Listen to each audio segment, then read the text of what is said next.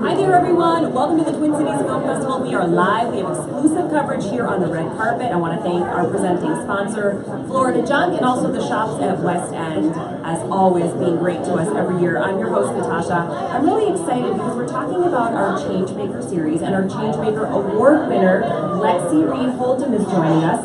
She's the executive director of the Steve Rummler Foundation. It is fantastic to have you with us. Thank you so much. It's an honor to be here. So tell us about the Steve Rummler Foundation.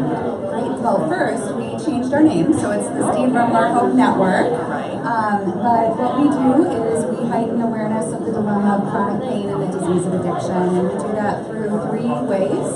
One is that we create prescriber education to educate prescribers and doctors across our nation around treating addiction and chronic pain.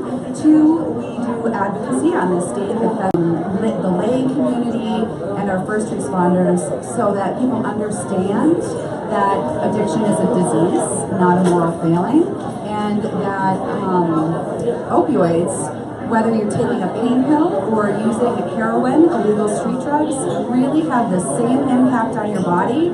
So physiologically, whether you ingest Percocet or you use heroin, the exact same thing happens to your brain and happens to your body. One is not, you're not less likely to become addicted and die from opioid addiction if you take pain pills. As a matter of fact, Natasha, more people die from prescription pain pills than heroin twofold. So in 2015, 22,000 Americans died from prescription pain pills, and 10,000 plus died from heroin. So what we have going on in our country, and it's so exciting to be a part of the Changemaker series and to be here at the Twin Cities Film Festival. We're thrilled because the opportunity allows us to educate ordinary, everyday people. And Steve Rummler, who was my fiance, who died of an opioid overdose in 2011, was prescribed pain pills to treat his pain, and he became addicted to them like hundreds of thousands of other Americans, and eventually ended up dying from a heroin overdose, even though he wanted to live and wanted to be in recovery.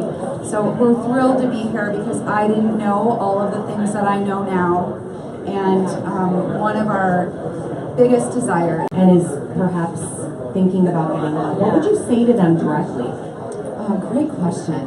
So one, I would encourage you that there are 22 million Americans in long-term recovery from the disease of addiction. I'm a person in long-term recovery. This is what the disease of addiction looks like. You are worth the effort to get the help that you deserve. So first and foremost, I would tell you, you are not alone.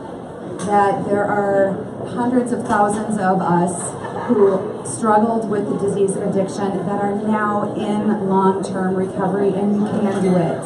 And there's hundreds of thousands of us that die. So over 200,000 Americans have died from pain pills alone, opioids, and you don't need to feel shame or fear in coming forward, and there's resources. Unfortunately, our country is not investing enough resources, so we have some good work that's being done by Senator Chris Eaton, who's here today. I see my friend standing right there, and Representative Baker and Senator Klobuchar is doing good work federally, and we need more resources. But if you're struggling, to a lot of good people, and specifically overdose prevention. If you love someone who's prescribed opioids, or if you love someone who's addicted to opioids, heroin, or pain pills, if you even love somebody who's prescribed them, please get in touch with us because we can give you the antidote. Anyone who is prescribed opioids should have the resource to reverse an opioid overdose because it happens every day